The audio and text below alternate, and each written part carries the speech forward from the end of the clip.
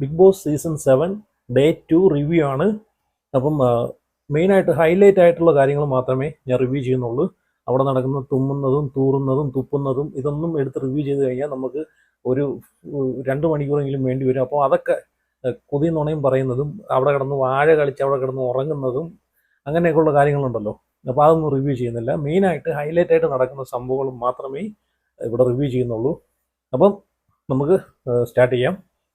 രാവിലെ എല്ലാവരും ഉറക്കം എണീക്കുന്നത് ഒരു അടിയോട് കൂടിയിട്ടാണ് ഉറക്കം എണീക്കുന്നതെന്ന് വെച്ച് കഴിഞ്ഞാൽ ഇവിടെ നമ്മളെ കഥാനായകൻ മെയിനായിട്ടുള്ള അനീഷാണല്ലോ ഇപ്പോൾ ആ വീട് കൊണ്ടുപോകുന്നത്. ഓരോ ദിവസം ഓരോ കണ്ടന്റ് കൊണ്ടുവന്നിട്ട് അനീഷിലൂടെയാണ് ഇപ്പോൾ ആ വീട് പോകുന്നത്. കോമണറായിട്ട് വന്ന് ബിഗ് ബോസ് വീട് ഭരിച്ചുകൊണ്ടിരിക്കുന്ന ഒരു വ്യക്തിയാണ് അനീഷ്. പുള്ളിയുടെ ഒരു നെഗറ്റീവ് സൈഡ് എടുത്ത് നോക്കിക്കാൽ ചൊറിയുന്ന സ്വഭാവം ഒഴിച്ചു കഴിഞ്ഞിട്ട് നമ്മൾ ഒരു ചൊറിയനാന്ന് പറയുമെങ്കിലും പുള്ളി അവിടെ കണ്ടന്റ് ഉണ്ടാക്കുന്നുണ്ട്, കളിക്കുന്നുണ്ട്. അതാണ് മെയിനായിട്ട് നോക്കേണ്ടത്. ഓക്കെ, എത്ര ദിവസം അങ്ങനെ പോകും നോക്കാം. ഇപ്പം നിലവിൽ ഞാൻ സപ്പോർട്ട് ചെയ്യുന്ന അനീഷിനെ മാത്രമേ ഞാൻ സപ്പോർട്ട് ചെയ്യൂ. അപ്പം അനീഷും അതുപോലെ അനുക്കുട്ടിയും. അപ്പം നിലവിൽ പുള്ളി അവിടെ കണ്ടന്റ് ഉണ്ടാക്കി കളിക്കുന്നുണ്ട്. പുള്ളിയുടെ കൂടെ മറ്റുള്ളവരും കളിക്കുന്നുണ്ട്. അല്ലെങ്കിൽ ആ ബിഗ് ബോസ് വീട് ഉറങ്ങിപ്പോയെന്ന് തന്നെ വേണമെങ്കിൽ പറയാം. കാരണം പുള്ളി അവിടെ ഇത്രയും സ്റ്റാർട്ടിങ്ങിലേ വന്നൊരു ചൊറി സംഭവം അവിടെ എടുത്തിട്ടുകൊണ്ടാണ് അവിടെയുള്ള ആൾക്കാരൊക്കെ ഇപ്പം ആക്റ്റീവായിട്ടിരിക്കുന്നത്. അല്ലെങ്കിൽ എല്ലാം അവിടെ കിടന്ന് ഉറങ്ങിയ തന്നെ മരവാഴ കളിച്ച് അവിടെ കിടന്ന് ഉറങ്ങിയത്.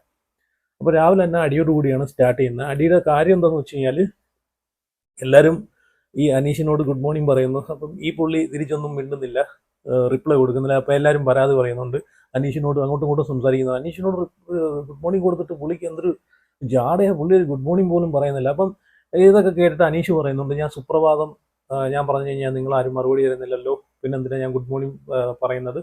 അപ്പോൾ അതിനെ ചൊല്ലിയിട്ട് അവിടെ എല്ലാവരും കിടന്നിട്ട് അങ്ങോട്ടും ഇങ്ങോട്ടും ഗുഡ് മോർണിംഗ് സുപ്രഭാതം അന്ന് അങ്ങോട്ടും ഇങ്ങോട്ടും പറഞ്ഞിട്ട് ഫുള്ള് അവിടെ കിടന്ന് കച്ചടയായിരുന്നു. വെറുതെ ഇതിൻ്റെ ഷോ ഓഫ് എന്ന് വേണമെങ്കിൽ പറയാം. ഇതിൻ്റെ ഒന്നും ഒരു കാര്യമില്ലായിരുന്നു. എനിക്ക് തോന്നുന്നു ഇവർ കഴിഞ്ഞ സീസണൊക്കെ ഇപ്പം നമ്മൾ പറയുമല്ലോ അവിടെ എല്ലാവരും ഉറക്കമാണ്, എല്ലാവരും മരവാഴയാണ്, അങ്ങനെയൊക്കെ പറയുമല്ലോ. അത് വരുത്താതിരിക്കാൻ വേണ്ടി ഇവർ സ്വന്തമായിട്ട് ക്രിയേറ്റ് ചെയ്തെടുക്കുന്ന അനീഷ് ഒഴിച്ച് മറ്റുള്ളവർ സ്വന്തമായിട്ട് ക്രിയേറ്റ് ചെയ്തെടുക്കുന്ന കുറേ സംഭവങ്ങളൊക്കെ ഇതിനകത്ത് എനിക്ക് ഫീൽ ചെയ്തിട്ടുണ്ട് ലൈവ് കണ്ടുകൊണ്ടിരുന്ന സമയത്ത്.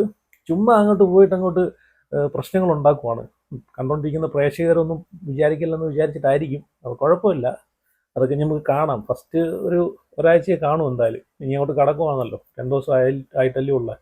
പിന്നെ ഈ അനീഷിൻ്റെ ഒരു ക്യാരക്ടർ എന്ന് വെച്ച് കഴിഞ്ഞാൽ അനീഷ് എല്ലായിടത്തും അങ്ങോട്ട് പോയി ഇപ്പോൾ വെറുതെ പോയി സംസാരിക്കും. എന്തെങ്കിലും പ്രശ്നം ഉണ്ടാകുന്ന സമയത്ത് അങ്ങോട്ട് പോയി സംസാരിച്ചിട്ട് അവരിങ്ങോട്ട് മറുപടി പറയാനായിട്ട് എന്തെങ്കിലും വരുന്ന സമയത്ത്, അല്ലെങ്കിൽ എന്തെങ്കിലും ഒരു റീസൺ സംസാരിക്കാൻ വരുന്ന സമയത്ത് ഈ പുള്ളി ഉണ്ടല്ലോ മുഖം തിരിച്ചിട്ട് അങ്ങോട്ട് കളയും. ഒന്നും കേൾക്കത്തില്ല, കേട്ട വാവം പോലും കാണിക്കത്തില്ല. അതാണ് അനീഷിൻ്റെ ഒരു ഗെയിം. മനസ്സിലായോ? അങ്ങോട്ട് ഇട്ട് കൊടുത്തിട്ട് ഇങ്ങോട്ട് അവരെന്തെങ്കിലും പറയാൻ വരുന്ന സമയത്ത് ചെവി രണ്ടും കൂടെ അടച്ചു വെച്ചിട്ടൊരു പോക്കുണ്ടല്ലോ, ആ പോക്കാണ് പുള്ളിയോടെ കാണിക്കുന്നത്. അപ്പം മറ്റുള്ളവർക്ക് ഭയങ്കര ഇറിറ്റേഷനൊക്കെ ഉണ്ടാവാറുണ്ട്. സത്യം പറഞ്ഞാൽ അവരെ പ്രൊവോക്ക് ചെയ്യുവാണത്. അതൊരു ഗെയിം മൈൻഡ്. പിന്നെ ഈ അനീഷിൻ്റെ ഒരു ഗെയിം കണ്ടിട്ട് എനിക്ക് തോന്നുന്നു ഇവിടെയൊക്കെ കുറേ റോബിൻ രാധാകൃഷ്ണൻ കയറി വരുന്നുണ്ട്, രജിത്ത് കയറി വരുന്നുണ്ട്, പിന്നെ റിയാസ്, അതെനിക്ക് ഫീൽ ചെയ്തിട്ടുണ്ടോ. റിയാസിൻ്റെ കുറേ കട്ടൊക്കെ കയറി വരുന്നുണ്ട്. പക്ഷെ എന്തൊക്കെ പറഞ്ഞാലും ബി ഹൗസ് കൊണ്ടുപോകുന്നത്, ഇപ്പം ബിഗ് ബോസ് കൊണ്ടുപോകുന്നത് അനീഷ് തന്നെയാണ്. എണീക്കുന്നതും അനീഷുമായിട്ടുള്ള പ്രശ്നങ്ങൾ, തീരുന്നതും ഉറങ്ങുന്നതും അനീഷുമായിട്ടുള്ള കണ്ടന്റിലൂടെയൊക്കെയാണ് ഇപ്പോൾ ഉറങ്ങുന്നത്. ഇന്നലെ രേണുസുതിയുടെ കണ്ടന്റിലാണ് ബിഗ് ബോസ് വൈൻഡപ്പ് ചെയ്തത്.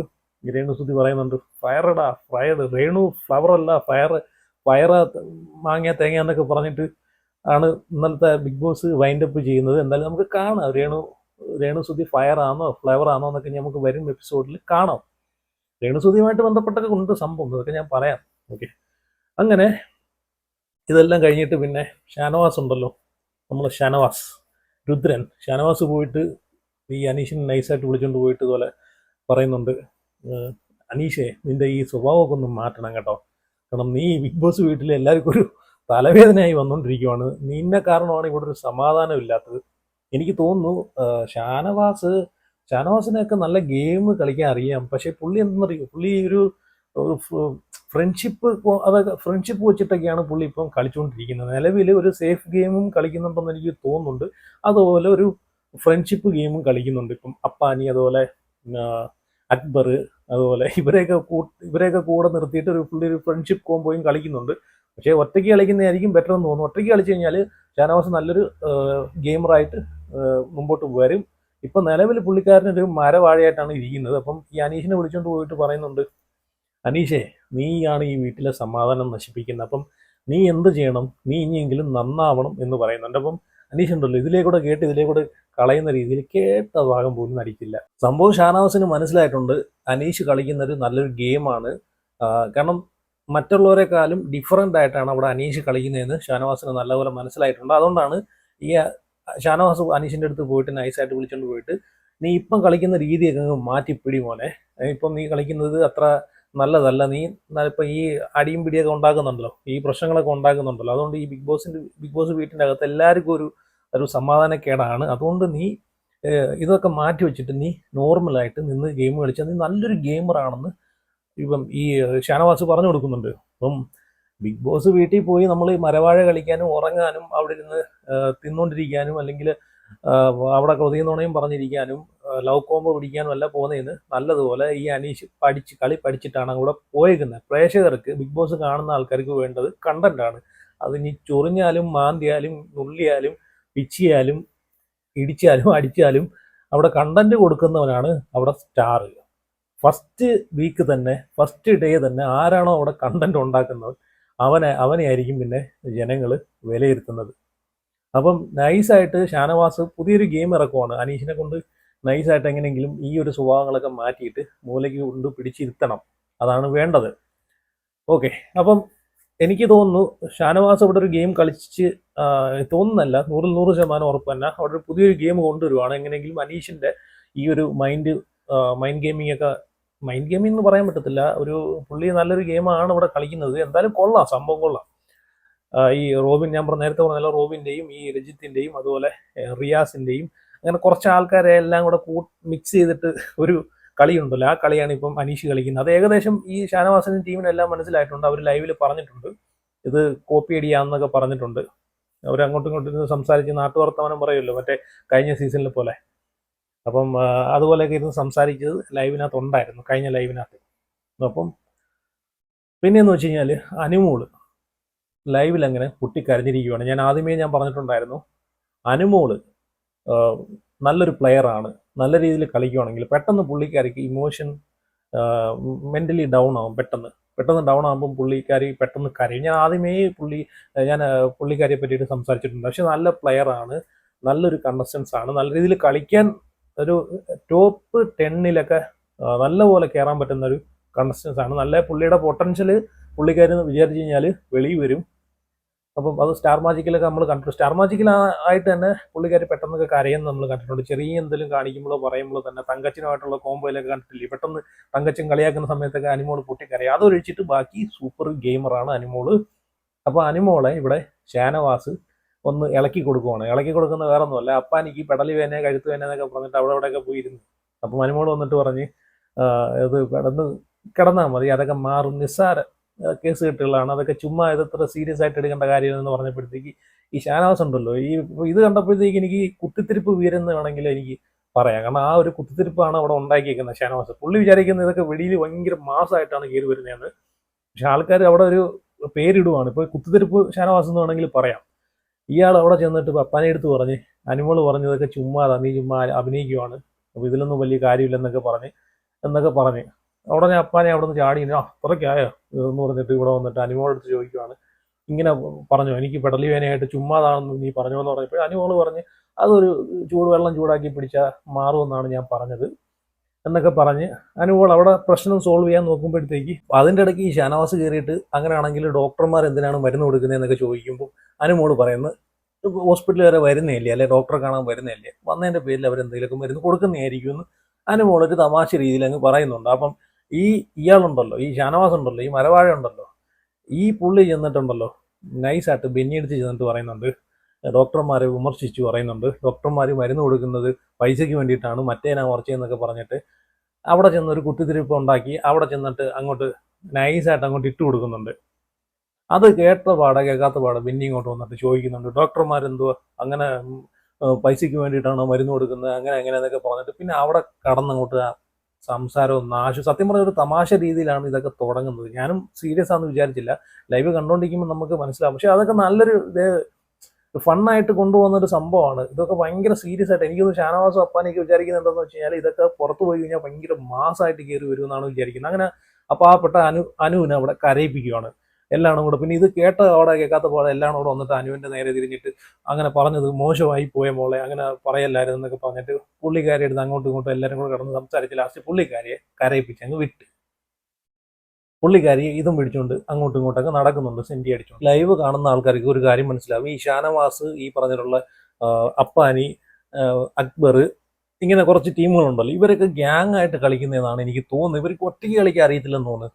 അതിൻ്റെ ഇടയ്ക്ക് വെച്ച് റെന ഫാത്തിമ വന്നിട്ട് ഷാനവാസിൻ്റെ അടുത്ത് പറയുന്നുണ്ട്, നിങ്ങൾ ഈ ഗ്യാങ് ആയിട്ട് കളിക്കുന്ന ചീപ്പ് പരിപാടിയാണ്, എല്ലാത്തിനകത്തും കിടന്ന് നിങ്ങൾ ഏറ്റുപിടിക്കാൻ പോകുന്ന, ഗ്യാങ് ആയിട്ട് ഏറ്റുപിടിക്കാൻ പോകുന്നതൊക്കെ ചീപ്പ് ഷോ ആണ്, ചീപ്പ് പരിപാടിയാണെന്നൊക്കെ പറയുന്നുണ്ട്. അപ്പം ഷാനവാസ് പറയുന്നുണ്ട്, നമ്മൾ ഈ കളിക്കുന്ന കളി ഇങ്ങനെ ചീപ്പ് ഷോ ആണെങ്കിൽ അനീഷ് കാണിക്കുന്നതും ചീപ്പ് ഷോ ആണല്ലോ എന്നൊക്കെ കടന്ന് സംസാരിക്കുന്നുണ്ട്. അപ്പോൾ അങ്ങോട്ടും ഇങ്ങോട്ടും കടന്ന് അവർ അങ്ങോട്ടും ഇങ്ങോട്ടും ഭയങ്കര സംസാരമൊക്കെ ആവുന്നുണ്ട്. അപ്പം എനിക്ക് തോന്നുന്നു റെന ഫാത്തിമ നല്ലൊരു ഗെയിമറാണ്. പുള്ളിക്കാരി ഒറ്റയ്ക്ക് കളിക്കുകയെന്നുണ്ടെങ്കിൽ സൂപ്പറായിട്ട് പുള്ളിക്കാരിക്ക് കയറി വരാം. നല്ല എനിക്ക് നോക്കി ലൈവ് കണ്ട ഒരു വ്യക്തി എന്ന നിലയ്ക്ക് റെന ഫാത്തിമ ഒരു ഗെയിമർ തന്നെയാണ് കേട്ടോ. പുള്ളിക്കാരിയിൽ നിന്ന് ഒരുപാട് കാര്യങ്ങൾ ഇനി നമുക്ക് വരാൻ കിടക്കുന്നേ ഉള്ളൂ. സംസാരിക്കേണ്ടടുത്ത് സംസാരിക്കുന്നുണ്ട്, പറയേണ്ടടുത്ത് പുള്ളിക്കാരി ഒറ്റയ്ക്ക് നിന്ന് പറയുന്നുണ്ട്, ഒറ്റയ്ക്ക് നിന്ന് പൊരുന്നുന്നുണ്ട് കേട്ടോ. എനിക്ക് തോന്നുന്നു കഴിഞ്ഞ സീസണിൽ നമ്മളെ ഒറ്റയ്ക്ക് നിന്നൊരു എഴുതിയ ഒരു പെണ്ണുണ്ടല്ലോ, പേര് ഞാൻ മറന്നുപോയി, ഓർക്കുന്നില്ല, അങ്ങനെ ഒരാളുണ്ടായിരുന്നു. അപ്പം അതിൻ്റെ ഇടയ്ക്കാണ് ഈ ആര്യനുണ്ടല്ലോ റെന ഫാത്തിമ എടുത്ത് നൈസായിട്ട്, എനിക്ക് തോന്നുന്നു റെന ഫാത്തിമയുടെ പുറവേ ആര്യൻ ഒലിപ്പിച്ച് നടക്കുന്നുണ്ടെന്ന് തോന്നുന്നു. ലവ് കോംബോ പിടിക്കാനുള്ള സെറ്റപ്പൊക്കെയാണ് പുള്ളിക്കാരൻ അവിടെ കളിച്ചുകൊണ്ടിരിക്കുന്നത്. അതിലോട്ട് വീണ് കഴിഞ്ഞാൽ പിന്നെ റെന ഫാത്തിമയുടെ കാര്യം നോക്കണ്ട, കുളഞ്ഞു മറിഞ്ഞ് കൊള്ളക്കട്ടയായി പോവും. ഇപ്പോൾ ഒറ്റയ്ക്ക് കളിക്കുന്നതുകൊണ്ടാണ് റെന ഫാത്തിമയുടെ ഗെയിമർ എന്നുള്ളൊരു ഇത് നമുക്ക് കാണുമ്പോൾ തന്നെ തോന്നുന്നത്. പക്ഷേ ഈ ലവ് കോംബോ പിടിച്ചു കഴിഞ്ഞാൽ പോയി. ആര്യനാണെങ്കിൽ പുറവേ മണത്ത് നടക്കുന്നുണ്ട്.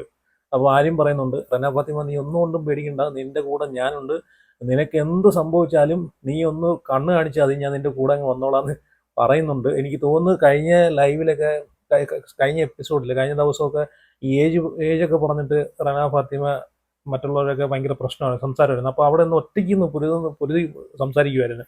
അപ്പോൾ അതൊക്കെ വെച്ചിട്ടായിരിക്കാം ഇപ്പം പറയേണ്ട കാര്യങ്ങളൊക്കെ പുള്ളിക്കാരി പറയുന്നുണ്ട്, അതൊക്കെ വെച്ചിട്ടായിരിക്കാം ഇപ്പം ഈ ആര്യനുണ്ടല്ലോ പറഞ്ഞത്. പക്ഷെ എനിക്കൊരു ലവ് കോംബോ ഇവൻ പുറകെ കിടന്ന് പിടിക്കുമെന്ന് തോന്നുന്നു. ആ പുള്ളിക്കാരിയുടെ ഗെയിമറേയും കൂടെ ഇവൻ കളയുമെന്ന് തോന്നുന്നു കേട്ടോ. ആ വീട്ടിലെ ഒരു മരവാഴയായിട്ടാണ് എനിക്ക് ഇവന് തോന്നുന്നത്. ഇതിൻ്റെ ഇടയ്ക്ക് വേറൊരു സംഭവം ഉണ്ടായി. റെന ഫാത്തിമയും നമ്മളെ അനുക്കുട്ടി ഉണ്ടല്ലോ, അനുക്കുട്ടിയും ഇവരെല്ലാം കൂടെ ചേർന്നിട്ട് രേണു സുധിക്ക് ഒരു കൊട്ടു കൊടുക്കുന്നുണ്ട്. വേറൊന്നുമല്ല, വീടുമായിട്ട് സുധീലയത്തിൽ ചോർച്ചയെ പറ്റി നമ്മൾ ഒരുപാട് വീഡിയോസൊക്കെ ഞാനും ചെയ്തിട്ടുണ്ട്, നമ്മളെല്ലാവരും കണ്ടതാണ്. വീട് ചോരുന്നു, നനയുന്നു, മതിലിടിഞ്ഞു പോകുന്നു എന്നൊക്കെ പറഞ്ഞിട്ട് ഒരുപാട് പ്രശ്നങ്ങൾ നമ്മൾ കണ്ടതാണ്. ആ വിഷയം അനുക്കുട്ടിയും ഈ റെന ഫാത്തിമയും എല്ലാം കൂടെ അവിടെ എടുത്തിട്ട് ചോദിക്കുന്നുണ്ട്, ചേച്ചിയുടെ വീട് ചോരുന്നത് ചേച്ചി പറഞ്ഞിട്ടാണോ അതോ അവർ വന്ന് കണ്ടിട്ടാണോ അറിഞ്ഞെന്നൊക്കെ ചോദിക്കുന്നുണ്ട്. അപ്പം അവർ രേണുസുതി പറയുന്നുണ്ട്, എന്നാലും വിട്ടുകൊടുക്കത്തില്ല, കള്ളം ഉണ്ടല്ലോ, കള്ളം ഇവിടെ പുറത്തും കള്ളം പറഞ്ഞ ആൾക്കാരെ ഫൂളാക്കി, അതുപോലെ അവിടെയും ചെന്ന ആൾക്കാരെ പറ്റിച്ച് പറഞ്ഞ് ഫൂളാക്കിയിട്ടാണ് ഇപ്പോഴും രേണുസുതി അവിടെ നിൽക്കുന്നത്. ഇവർക്ക് സത്യം പറഞ്ഞൂടെ? സത്യം പറഞ്ഞു കഴിഞ്ഞാൽ പ്രേക്ഷകർ ഒന്നുമില്ലെങ്കിൽ ഇപ്പോൾ ഹേറ്റേഴ്സായിട്ട് നിൽക്കുന്ന ആൾക്കാർ വരെ ഇവരെ അംഗീകരിച്ചാണ്. അവിടെയും ഇവർ ഒരു നിലപാടില്ലാത്ത രീതിയിലാണ് ഇവർ സംസാരിച്ചത്. നിലപാടില്ലാത്ത രീതിയിലും നന്ദിയില്ലാത്ത രീതിയിലുമാണ് അവിടെ സംസാരിച്ചതെന്നാണ് എനിക്ക് ആ ലൈവ് കണ്ടപ്പോൾ മനസ്സിലായത്. എത്ര പേര് കണ്ടെന്നറിയത്തില്ല, ആരെങ്കിലും കണ്ടിട്ടുണ്ടെങ്കിൽ ഉറപ്പായിട്ട് കമൻറ്റ് ചെയ്യുക. അപ്പോൾ ഇവർ പറഞ്ഞെന്തെന്ന് അറിയും, ഞാൻ പറഞ്ഞല്ല, അത് ഒരു ഇന്റർവ്യൂ എടുക്കാൻ വന്ന സമയത്ത് അവർ ഇന്റർവ്യൂ എടുക്കുന്ന സമയത്ത് മേൽക്കൂര എല്ലാം കൂടെ പൊളിഞ്ഞിട്ട് അതിന്റെ ഇടയിൽ കൂടെ വെള്ളം വീണിട്ടാണ് അവർ അറിഞ്ഞതെന്നാണ് പറയുന്നത്. ഇവർ തന്നെ പറഞ്ഞിട്ടുണ്ടല്ലോ, വിളിച്ചു പറഞ്ഞിട്ടുള്ളതാന്നൊക്കെ എത്ര ഇന്റർവ്യൂവിൽ ഇവർ പറഞ്ഞിട്ടുണ്ട്. ഇവര് തന്നെ ഇവരെ വീഡിയോയിൽ തന്നെ ഇവർ പറയുന്നുണ്ട്, ഞാൻ വിളിച്ചു പറഞ്ഞിട്ടാണ് അവർ വന്നതെന്നൊക്കെ പറഞ്ഞിട്ടുണ്ട്.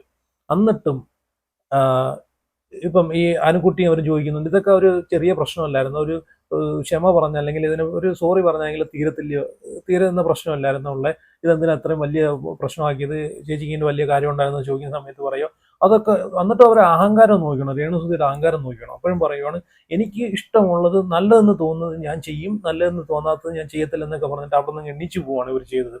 സത്യം പറഞ്ഞാൽ ഇവർക്ക് കിട്ടിയ കുറെ അവസരങ്ങളുണ്ട്. ഇപ്പൊ ഇവർക്ക് കിട്ടിയ അവസരമാണ് ഇതാണ്. സത്യസന്ധമായിട്ട് ഇവർക്ക് വേണമെങ്കിൽ സംസാരിക്കായിരുന്നു എന്ന് വെച്ച് കഴിഞ്ഞാൽ അത് ആൾക്കാരെ അംഗീകരിക്കുകയും ചെയ്തേനെ, എനിക്കൊരു തെറ്റ് പറ്റിപ്പോയി, കാരണം അത് കാണിച്ചത് ശരിയല്ല. എന്നിട്ടും ഇവര് അവിടെ ന്യായീകരിക്കാൻ ഒരു കുറവില്ലാത്ത രീതിയിലാണ് അവിടെ സംസാരിച്ചിട്ട് അവിടെ നിന്ന് എന്തോ ഒരു ഇഷ്ടക്കേട് സംഭവിച്ചു പോലെ അവിടെ നിന്ന് എണീച്ചു പോകുന്നത്. അതാണ് ഞാൻ പറഞ്ഞത്, ഇവര് സത്യം പറഞ്ഞാലുണ്ടല്ലോ, ഇവർക്ക് കിട്ടിയ ഒരു പ്ലാറ്റ്ഫോമാണ് അത്. അവിടെ ഇവര് പുറത്തുള്ള നെഗറ്റിവിറ്റിയൊക്കെ കൊണ്ടിട്ട് അവിടെ ഇവര് അംഗീകരിച്ച് മുമ്പോട്ട് പോകുകയാണെന്നുണ്ടെങ്കിൽ ജനങ്ങൾ ഉറപ്പായിട്ട് സപ്പോർട്ട് ചെയ്യും. അല്ലെങ്കിൽ ഉറപ്പായിട്ട് ഇന്നത്തെ ഒരു എപ്പിസോഡ്, ഇന്നത്തെ ഒരു ലൈവ് കൊണ്ട് ഇവരെ ഇഷ്ടപ്പെടുന്ന ആൾക്കാർ വരെ ഇവരെ ഹേറ്റ് ചെയ്യുന്നുണ്ടെന്ന് കാരണം എനിക്ക് മനസ്സിലായിട്ടുണ്ട്. അപ്പോൾ ലൈവ് കണ്ടവർക്ക് അത് മനസ്സിലാവും. പിന്നെ ഒരിക്കൽ ഞാൻ ഇത്രയും ലൈവ് കണ്ടതിൽ, ഇത്രയും മണിക്കൂർ ലൈവ് കണ്ടതിൽ ബിൻസി എന്ന് പറഞ്ഞ ഒരാൾ അവിടെ ഉണ്ടോ ഇല്ലയോ എന്നൊന്നും എനിക്കറിയത്തില്ല.